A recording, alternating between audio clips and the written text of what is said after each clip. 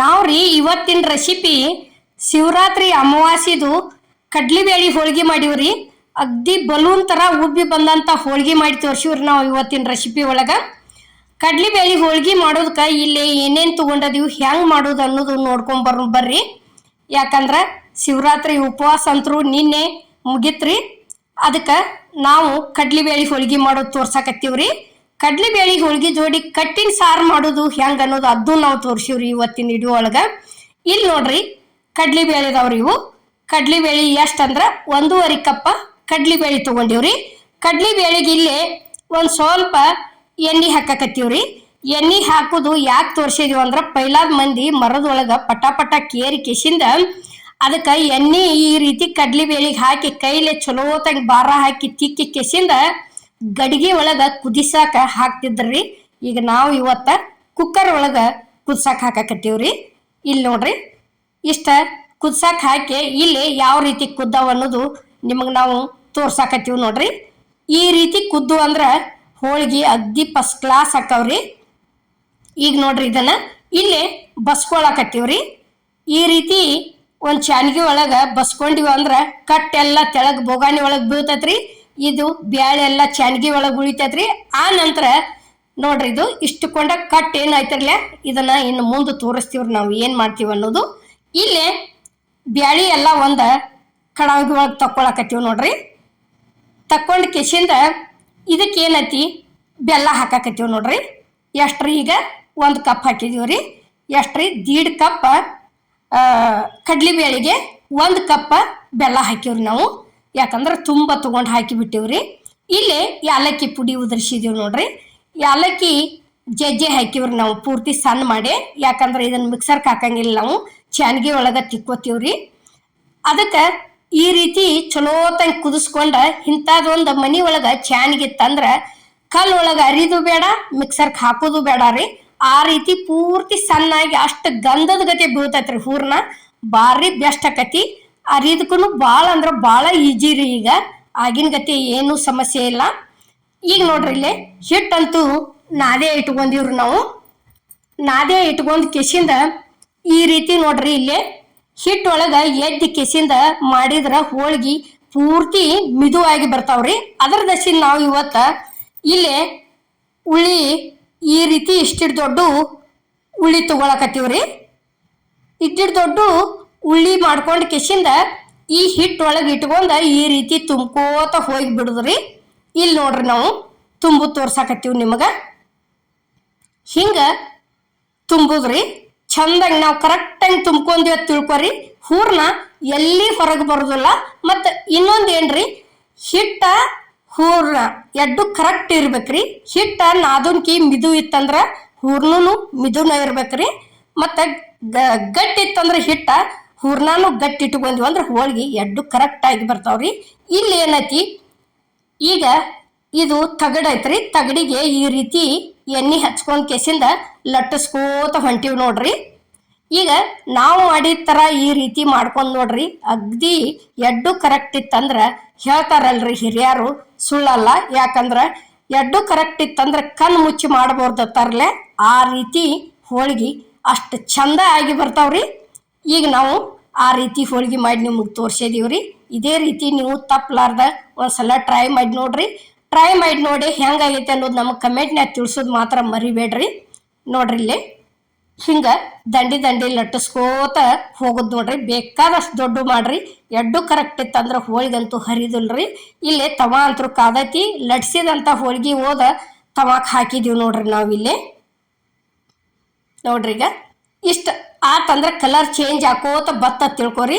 ಹೋಳಿಗೆ ಏನತಿ ತಿರುವಿ ಹಾಕಿ ಬಿಡುದ್ರಿ. ಯಾಕಂದ್ರೆ ಬೆಂದೇ ಇರ್ತೈತ್ರಿ. ಅದು ಬೇಯ್ಲಾರ್ದ ಈ ರೀತಿ ಹೊಟ್ಟಿ ಉಬ್ಕೋತ ಬರೋದಿಲ್ರಿ.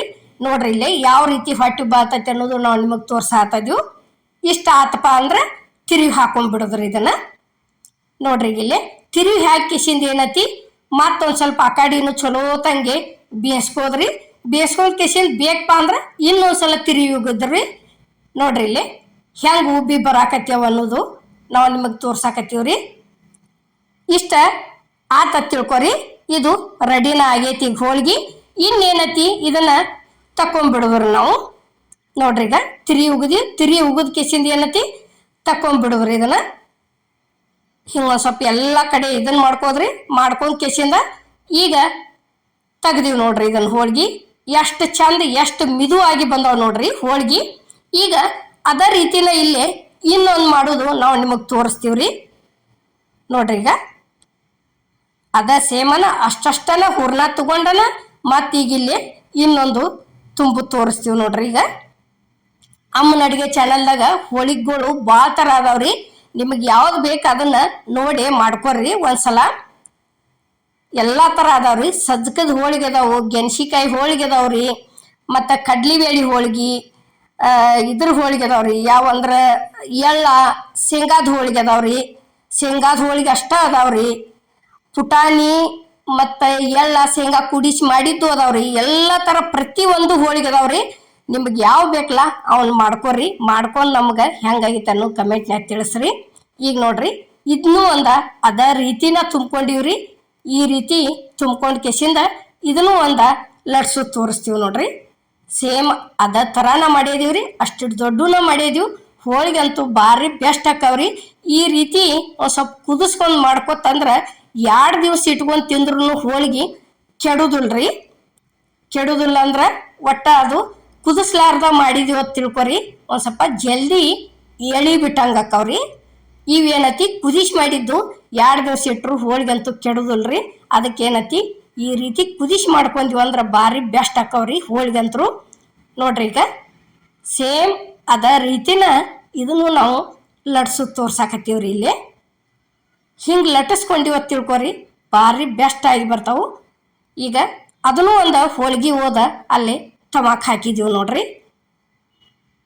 ನೋಡ್ರಿ ಈಗ ಇಷ್ಟ ಆತಪ್ಪ ಅಂದ್ರೆ ಮುಗಿತ್ರಿ. ಈಗ ಇದು ಇಲ್ಲಿ ಕರೆಕ್ಟಂಗೆ ಬೇಂದ ಬಂದೈತ್ರಿ. ಈಗ ಇದನ್ನು ತಿರುಗಿ ಹಾಕೋತೀವಿ ನೋಡ್ರಿ.